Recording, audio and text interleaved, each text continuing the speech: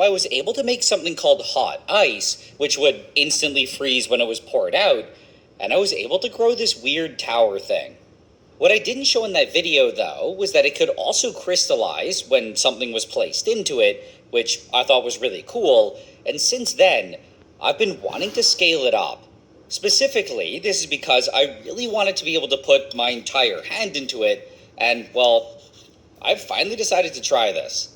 So, I quickly whipped together an extremely large batch of the hot ice, which is just a concentrated solution of something called sodium acetate, and when it was ready, I was honestly a bit nervous. This is because as the sodium acetate crystallizes, it will release a lot of heat, and I was kind of worried that this could burn my hand. Despite that, though, I just went for it, and immediately a bunch of crystals started forming on my fingers, and I could feel everything quickly getting hotter and hotter. However, thankfully, it stopped heating up just before it started hurting, and eventually, my entire hand was fully encased in a huge block of hot sodium acetate, which honestly felt kind of nice.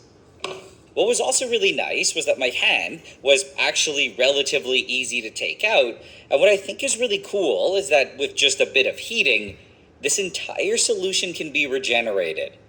I can then put my hand in again, and I can do this over and over, and in my opinion, what makes this even more fun is that it seems to be different every time. A few years ago,